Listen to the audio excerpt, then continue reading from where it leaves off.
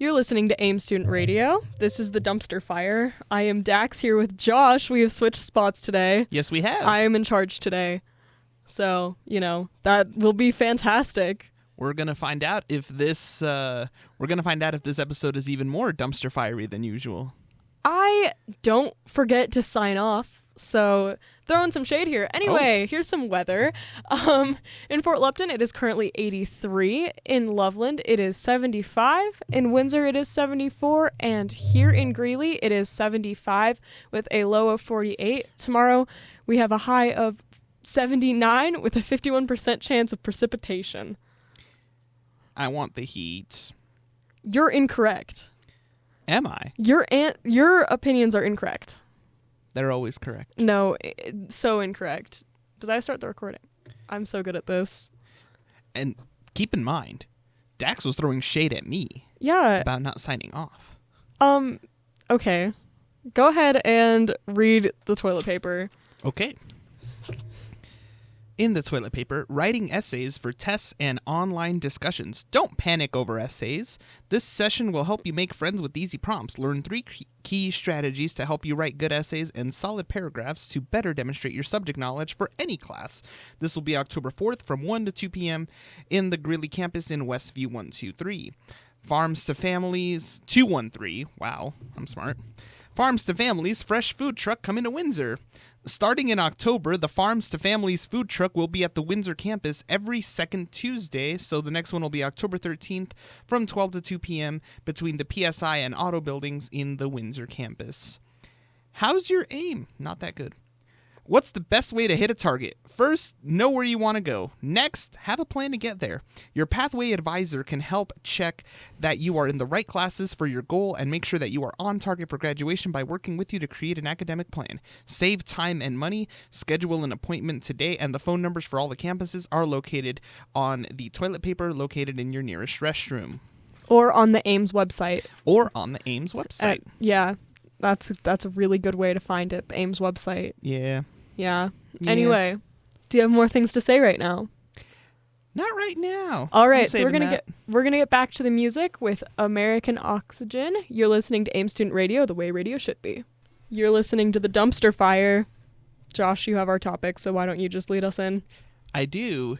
So last week on the show, we had talked about how I was in Chicago for Riot Fest, and I promise this is probably going to be the last bit about Chicago and Riot Fest for a while because I've milked that to death. But yes, no. Even in class yesterday, Joe told me shut up about Chicago. So it's okay, fine, I get it. So this is the last bit, I promise. But this ties in because late last night, the rapper Coolio suddenly passed away. This ties into Chicago because I saw Coolio 10 days ago at Riot Fest. Mm-hmm. And so, it came as a shock. I'll be honest, at first it came across my phone and I'm like, there's no way. I literally just saw this guy. He looked great. He was in great shape still. He was only 59, so he really wasn't that old either. And then it's oh no, this is real. He's gone. And then me and my friend that went to Riot Fest, we were like, yo, I think we may have, because we looked to see if he had done any other shows after Riot Fest, and we couldn't find any evidence of any other shows. So it's what if we were at his last show? And then I had recorded Gangsta's Paradise, which is the last song that he performed at the fest. And I'm like, oh, crud. And I had uploaded it onto YouTube when I got home from the fest, but then it just became this whole thing. It's oh, crud, what if I inadvertently recorded Coolio's final performance, ever? And earlier this morning, I was at work, and I get a message on my Twitter from Carly Sloan, who is one of the reporters on Entertainment Tonight, asking if my footage could be used on the show. And I'm like, yeah, why not? Go ahead. But it's just been kind of a weird turn of events. Yeah. Josh is pretty surprised because I don't know who Coolio is literally at all. Well, you may be you may not be the target demographic. Plus, you are a little younger. I'm also completely pop culture blind. I don't understand pop culture. I don't pay attention to it. I pay attention to the memes, nothing else. And that's okay, because my mom is the same way. Like, I was in the kitchen helping my mom clean up after dinner last night, and I was like, what? I was like, Coolio died, and she had the same response, like, who's Coolio? Yeah. And I had to show her the video. It's like, I may have recorded this guy's vital concert. Yeah. So, and that's okay, because pop culture, I'll be honest, I'm a sucker for it. Like, I'm a walking billboard. Like, I'm always wearing clothing promoting something. Yep. And you look at my social media pages, it's just a lot of pop culture, everything. But it is, and I will say, because obviously I'm obsessed with it, like, it's very, very time consuming, because the second you mention something that people may not know, people look at you where they're like, what's that? It's like, oh. Okay, here's the reason I don't pay attention to pop culture and celebrities. It's a bunch of people that are way too rich that aren't that interesting. The Kardashians, the only thing about them is that they're rich and pretty. Like, what's the point of that? I follow my internet news. As in, I watch Penguinzo because he's entertaining, and he keeps me, like, updated on, like, internet stuff. Mm-hmm. But I only watch people that are entertaining, and once they're no longer entertaining to me, I don't have any interest in them. Like, once they reach a certain level of richness and they stop being entertaining, they're just, like, now their life is boring to me. I don't really care about their lives. I only care about their content. And that makes sense. With the Kardashians, the funny thing is, a lot of people are like, oh yeah, well, they have the reality show, and they're all really pretty, and they've all had their own transformations. But my thing is, a lot of people have kind of forgotten why they're famous, or why they even started. Their father was one of the lawyers that defended O.J. Simpson way back in the day. Mm-hmm.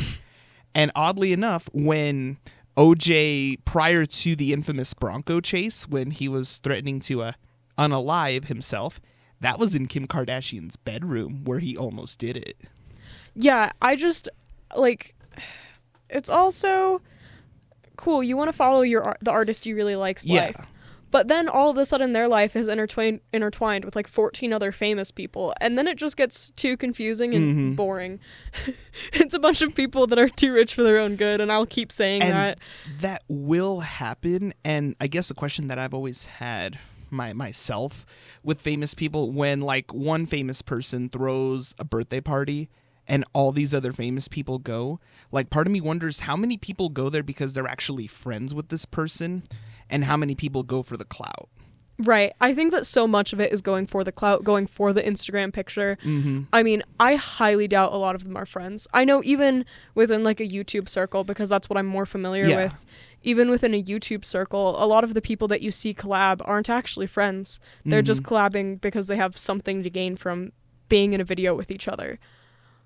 And I have seen that. I'll admit, I'm not too familiar with like a lot of YouTubers. Right. My thing is mostly like musicians, not even so much TikTok stars, but just mostly like musicians. And I'll see them, like, for example, like after the Grammys, like some artists throw these huge parties, right? And you'll see it on the news, like, like Taylor Swift showed up to so-and-so's Grammy after party. Billie Eilish showed up to this other person's after party. Or even after the Oscars, there's always a bunch of after parties. And it's always that question. And, you'll see like the perfect picture of all of them, in their poses on their social media. And it's like, okay, do you guys actually like one another? Or are y'all just doing this for the clickbait? Because y'all know that all your names in one headline will attract all these people. I mean, if you think about it, they're coworkers. Yeah. That's the truth of it. You aren't best friends with every single one of your coworkers. Mm-hmm. You go to one of their birthday parties because you feel obligated, or because if I go to their birthday party, they might cover a shift for me, kind of thing. Like, it's more of a politeness thing, and I think that that's really where those celebrities end up.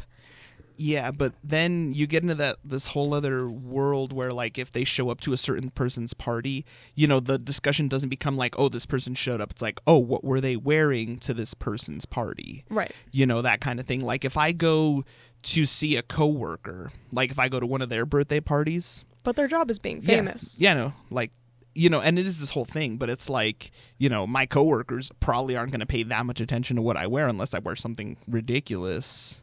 But have you seen what celebrities wear, my man? Oh no, I do. That's kind of their whole thing. Yeah. They're kind of kooky, wild people.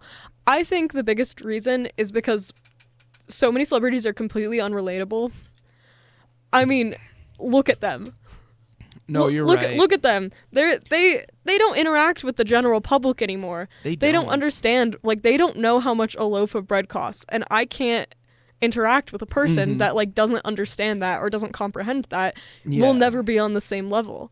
So I just think that, like, no, and that is true. Now, other question here, going back around to that, if they can't relate, would you possibly get along more with, like, let's say a celebrity who like or a person who started off kind of from nothing and then became famous, or someone that was just born with the silver spoon in their mouth? When you reach a certain level of fame, when you can't go outside without people recognizing you, without the paparazzi following you, you become weird.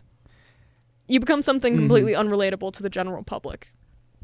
And that's really sad, because when you come from nothing, you do come from like a position that we're in. Yeah. They could have started, at a little community college doing something entertainment wise, and then all of a sudden they're this huge music artist.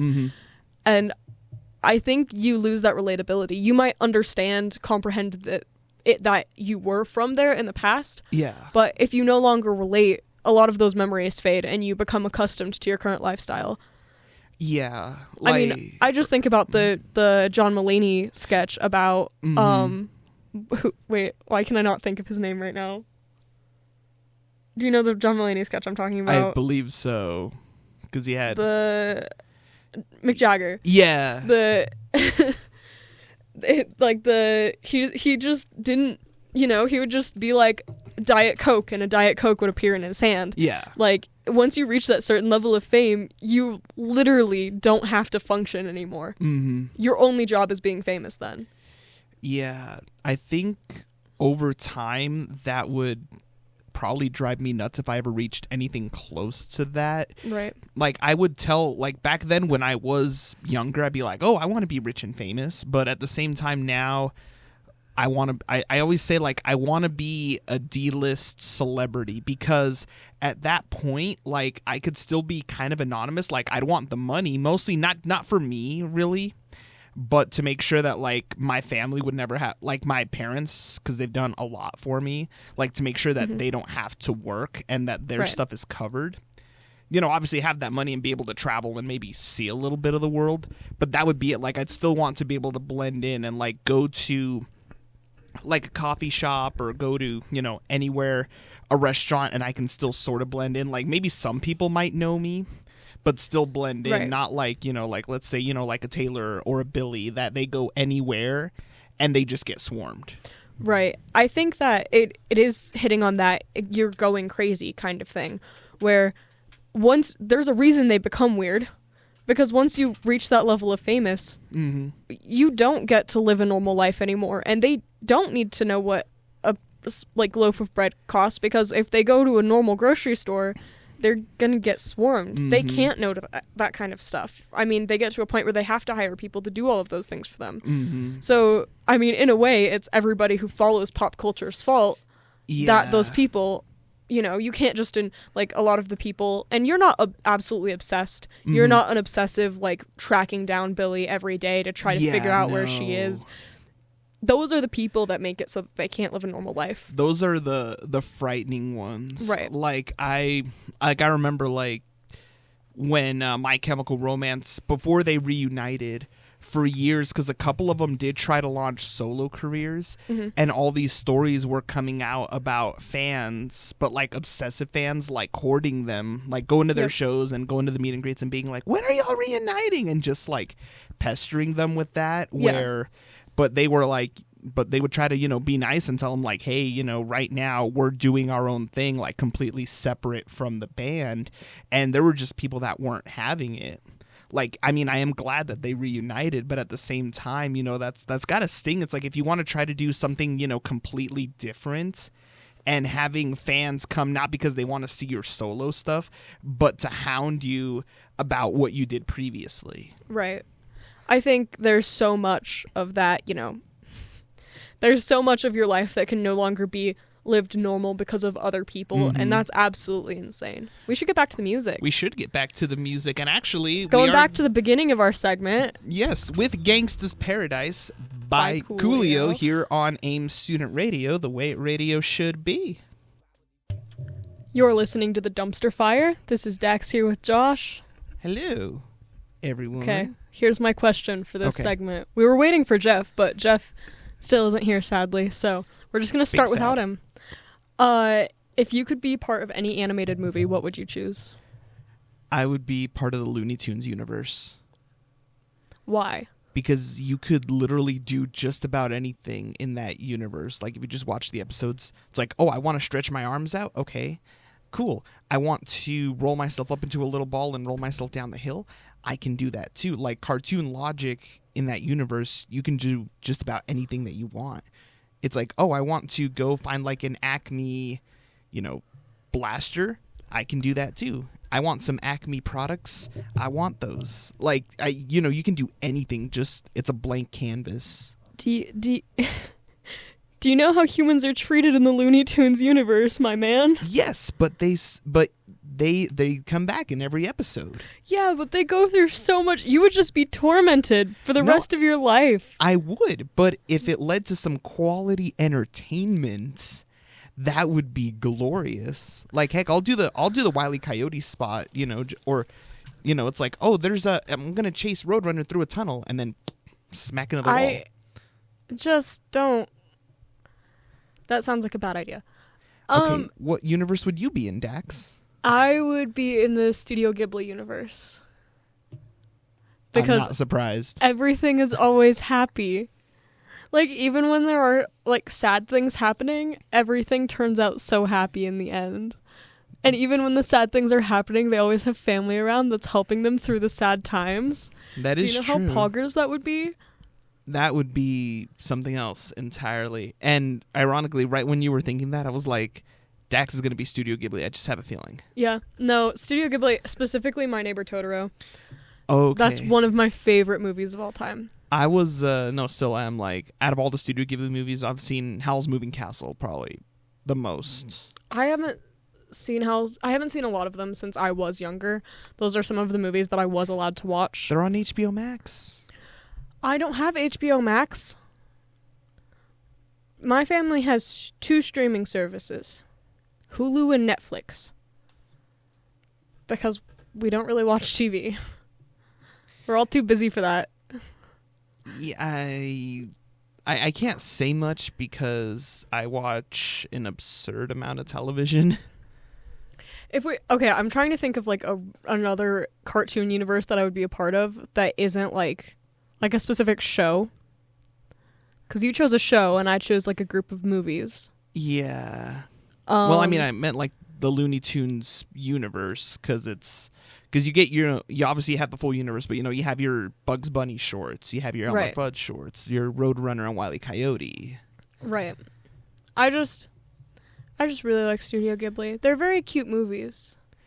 I was like, oh, what Disney movies? No Disney movie goes well. Now you think about it, yeah. Like, yeah, they may have a happy ending, but oh my goodness, the things you have to go through in order to get to that happy ending. No, you're right. That just sounds like living normal life. No thanks, except for more traumatizing normal life. Yeah. I'm perfectly okay not dealing with that. And then I was like, okay, what did I used to watch on like Cartoon Network? Ooh. Let's see.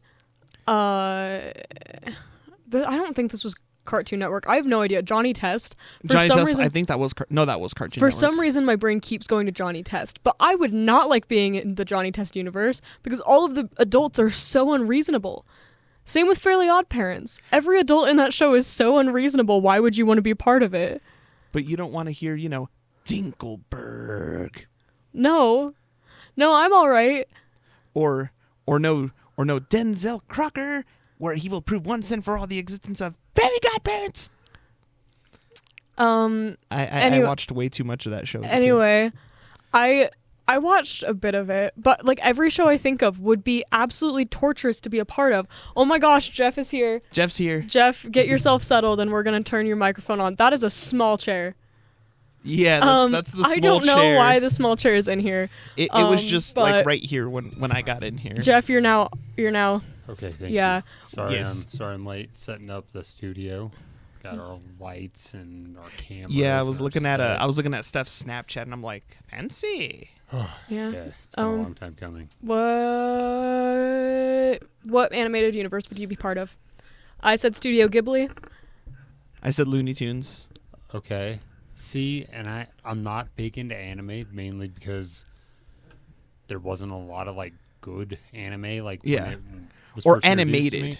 Like animated universe. I would love to be in like the Bob's Burgers. Oh, Okay. Because I would be such good friends with like those kids and Yeah. Bob, because Bob is like 100% me. Oh, Like, yeah. when I'm cooking, I like to like talk to my food and Yeah. like, pretend it has a voice. So There Bob's we go. Burgers. My parents always compare me to Tina. So See, and I don't, and like some people might kind of mistake that as like an offhanded kind of thing, but I think that'd be a compliment because Tina's incredible. Tina is incredible. Like, she gets a little weird sometimes and a little obsessive. Okay. But here's the reason that they compare me to Tina. In one of the episodes, like I don't know, I don't even remember what season it's in. It's in one of the episodes. Louise is like, "We're gonna play my favorite game. Guess how many toothpicks?" And she drops toothpicks on the floor, and she's like, "How many toothpicks?" And Tina's like, 100. And Louise is like, "No, it's 2." And then Louise drops one more toothpick on the floor and tells Tina, "How many now?" And Tina goes, 2. And Louise goes, "No, it's 3." And then Gina's like, "You're the worst kind of autistic. You can't even count." And that has been quoted in my family for so long about me. And I'm like, wow, guys, this is such a nice and loving family environment. why Looney Tunes though? I know, it sounds like the humans in Looney Tunes get treated so badly. Yeah, and like you think about rarely Elmer see Fudd. them. And Yeah. I think a lot of it just comes from, well, one, that's the animation I watched the most as a kid, and then two, just the fact that they bounce, like, how to say this, the fact that even though they get treated so horribly, they always come back, and then also just that the cartoon physics in that universe have always just been like so intriguing to me. It's like you can do anything. It's because of Space Jam, isn't it? That too, yeah. Yeah. That movie put the blinders on me as a kid, and they never got taken off, because I mean, watching the movie now, I'm just like, this movie really isn't that good, but as a kid it was like, whoa, this is the coolest movie ever. Could be worse. Could be Space Jam 2. I was one of the suckers that did not watch it on HBO Max. I was one of the suckers that went opening weekend to the theater to watch it, and I'll be honest, I haven't seen it since. I watched it that one time because I was like, I just hope they do the first one justice, and they didn't. So I'm like, yeah, no, I haven't watched it since. Studio Ghibli, always happy. Okay, and see, I've seen like the animation and stuff from it, and it does look. I'm trying to remember. Is that the flying, like, because there's a bunch of different ones. Like, is Spirited Away? Yeah, Spirited Spirited Away Away, is like My the Neighbor most- Totoro, Howl's Yeah. Moving Castle, Okay, yep. so- Kiki's, or no, was it Kiki's Delivery Service? Yep, Kimiko's? Kiki's I got it Delivery right. Service. Is that the one with the little cat? The cat bus. Okay. Yeah. You're thinking about the cat bus. The cat Okay. bus is its own separate miniseries. Oh, okay. Yeah. I'm trying to think of some of the other ones, and I just can't right now.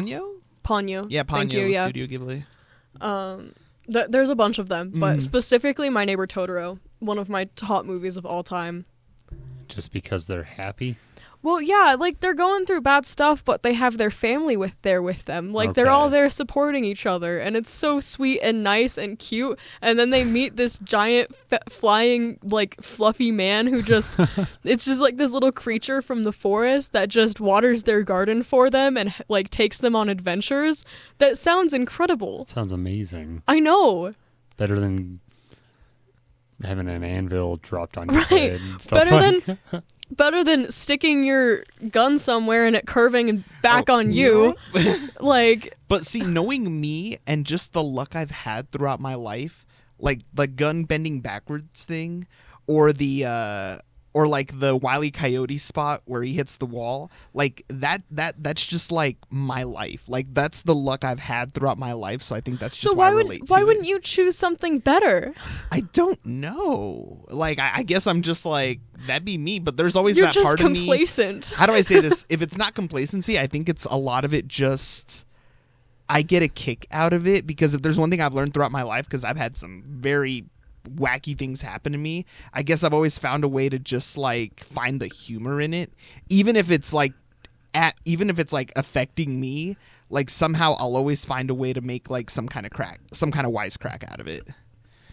And I'm pretty sure that would probably, like, if something ever happened to me, God forbid, I hope it doesn't, but if something ever did happen to me, more than likely it's gonna be because I just said or how do I say this? Like, if I was to go out, like, I'd probably go out, like, saying some kind of wisecrack. Like, that's just gonna be me. Like, somebody's gonna pull a gun, you're like, what are you gonna do, shoot me? Like, something like that.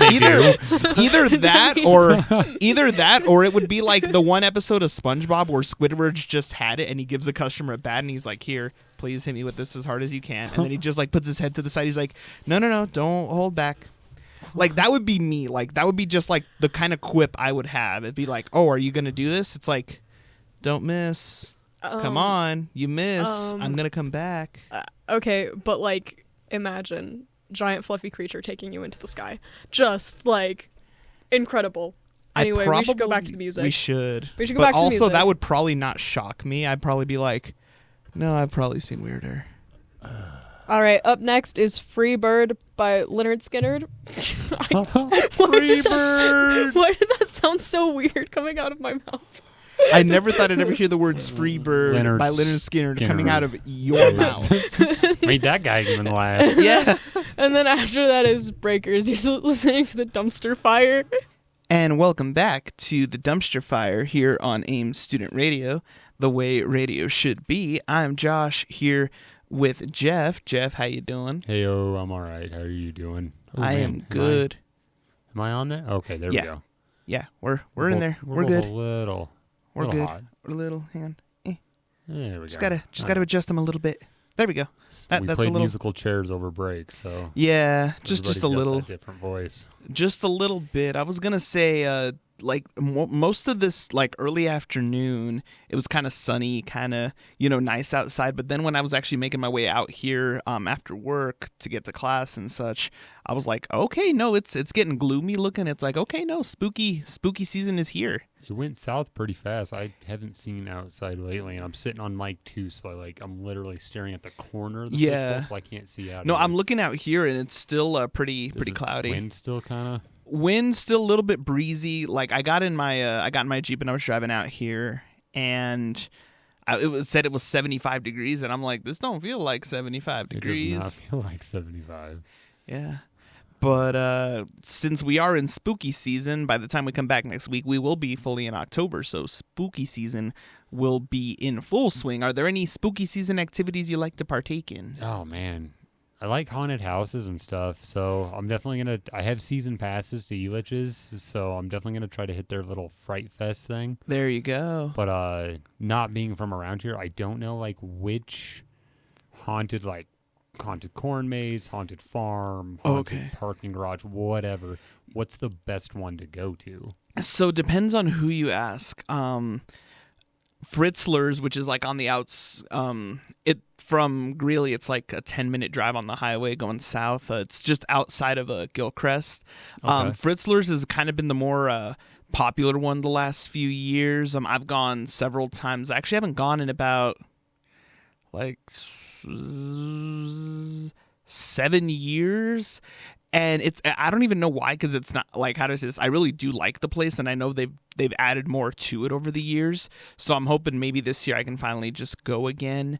But also there's Anderson Farms, which is out in Erie, and those two are like the big corn mazes around here that tend to have the most like competition, over who can get the most people. With Fritzlers, especially if you have little ones that may not be so much into the spooky, they have 2 mazes. They have just the regular one, which is your regular corn maze. You just got to try to find your way out. And then they have the scary one, which, they have obviously people jumping out and different props and such. One cool thing that I don't know if they've done it because I haven't been in so long, but they used to show like whatever scary movie or TV show was like popular at the time. When the last time I went, The Walking Dead was still super popular. So they were just showing episodes on a couple of screens that they had outside the entrance of like the scary part of the maze. Okay, that's pretty cool though. Mm-hmm. No, I like being scared, so probably try to hit up a couple horror movies. Oh, for sure. I have, or go ahead. Smile. Oh, Smile looks fun. That one looks like it's going to be interesting. Actually, fun little fact. They had to do promotion for the movie. They had a couple of actors from the movie show up at random sporting events this past week and just do the creepy smiles. They had one at a Mets game, and then is that the one with the lady? Yeah, doing the smile behind, like almost right behind home plate. Yeah, and then they had actually last Sunday during the Broncos game, because that was on Sunday Night Football, they had another one of the actresses also at the game, like over by the scoreboard, doing same thing. Like they're doing like kind of like the subliminal messaging kind of thing with it, and it's working. It's working because I've seen a couple of the trailers and it looks good. Looks intriguing. It's intriguing. Like, I know for sure, even though I'm pretty sure the trailer gave the whole thing away, and plus, it's a slasher, so we all kind of know how it's going to end. Halloween Ends. Like, I'm going to go. Either way. You got to finish it. Yeah, we do. Like, it seems like the trailer is hinting that there is going to be, like, a definitive conclusion to at least, this canon of the series. The way that they're doing it, I think they're going to do it in such a way that at that point they're going to be forced to do a reboot later on, but with a brand new cast, just because obviously some of the cast members are kind of getting up there. I was going to say, do you think Laurie makes it out? Laurie Strode, is she going to be the actual like final girl, or? I think, and we're going to end up finding out in a couple of weeks if I'm right or not, I think they're both going down. So you think it's going to be like a Terminator 2 kind of thing? Kind of thing, yeah. Sacrifice to take it out, and they both kind of have to die? Yeah, just because in this final trailer they released, Laurie actually has a line in there where she's like, if it means I'm going down with him, then so be it, basically. So that's when and the way that they're like, the way they do a couple of shots, it's like, oh, so is that going to be how she finally like finishes him off? So it's going to be interesting. I did like the previous one. I did like Halloween Kills. The story was a little bit different than what I expected, but honestly, I'm a sucker to see like a completely unhinged Michael Myers just going bonkers, and that's what like 2/3 of that movie was. So like I really enjoyed that, and the cinematography in these newer movies has been really good. So I love that too. Right. That's one thing is like from the original Halloween. Yeah. It's not a great movie, like bare bones. I love it, and I think it's a fantastic horror movie because it was kind of that intro to a slasher. And, yeah. But at the same time, there's nothing really special about it. There isn't, but the way that they do things, especially because a lot of modern horror slashers kind of delved more into the trope of not so much like using shadows as much, like where it's like, oh, they're coming and it's just like a nonstop chase basically. Whereas the original Halloween, and even with these newer ones, they did it to a point where you knew Michael was there, but you just kind of didn't know where, or if you did, you just got like the little hints, like, just like the shadow of like the mask, like you didn't see the rest of his body, but you just saw like the outline of his mask or things like that. Like that's the kind of stuff that I love, where even though it's there, they just kind of tease you with it, kind of like a less is more, or even like Jaws, like the original Jaws, had a lot of that too. It's like, the shark's there, but where? Yeah. And that knowing is half the fear. It's half the fear. It kind of reminds me of did you ever see the movie 13 Ghosts? I did. It's the one where they have to like wear the glasses to see all the different spirits. Absolutely love that movie. I remember as a kid the cover art for the movie, because it's the face with all the other faces kind of built into it. Yeah. As a kid, that freaked me out so bad. Like, I remember going to back when we had Hastings, because now it's Tractor Supply, but when we had a Hastings, like, I remember they had a big standee for when you could rent the movie, and it was that face, and it had all the boxes with the face, and it freaked me out as a kid. So for like, I didn't watch that movie until I want to say I was like 9 or 10, because as a kid, seeing that box art just freaked me out. And there's not a lot of horror movies that have done that kind of artwork since then, probably for good reason, right? But yeah, no, that one freaked me out. Or actually, Ghost Ship. Okay, I was just about to ask, what do you think is like the most underrated horror movie? Because to me, it's Ghost Ship. That movie, the opening of that movie, right up to the end, is just fantastic horror cinema. Like, but it does not get enough props, I feel. It really doesn't. Like, it almost has like this kind of B-movie vibe or like thing around it, but it's really not. It's like, no, this was kind of a big movie. Like, I remember seeing the box art for that too, or on the back it had like some freaky artwork too, and I was like, whoa. Like, that one didn't freak me out as bad as like 13 Ghosts did, but it still had like that freaky edge. Like, you picked up, the box, you looked at the front and the back, and you're like, oh, this is a scary freaking movie. Right? And then I'm trying, see, I've looked up Ghost Ship, and the ones that have come up are Ghost Ship, 13 Ghosts, House of Wax, and Gothica.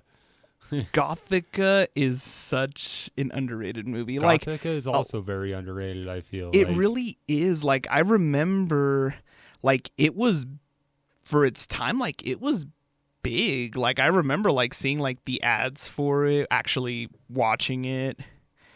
Oh, I was going to say also, can't forget, Limp Bizkit doing their cover of Behind Blue Eyes, which honestly is one of my favorite covers of a song ever, because they kill that that song. They do such a good cover of it. Yeah, I'm not even the biggest Limp Bizkit fan, but that's probably one of like the few like actual Limp Bizkit songs that'll be like, hey, Limp Bizkit, or like, I mean, obviously, like, how do I say this, like, break stuff, but that's just because, like, as a kid, growing up in that time frame, like, that song was just kind of drilled into your head, like, whether you wanted to or not. Oh yeah that and Rollin', yeah, no, that one, because I remember back tying into wrestling, the Undertaker, when he was doing his old biker getup, Rollin' was his theme song, so it would play and he would come out, rolling down to the ring on his bike, and the crowd would just go nuts. So for that like, for me, is always going to have that soft spot, just because it's like, oh, I remember staying up late to watch SmackDown on Friday nights. But yeah, so horror movies, corn mazes, maybe head down to Elitch's, Fright Fest.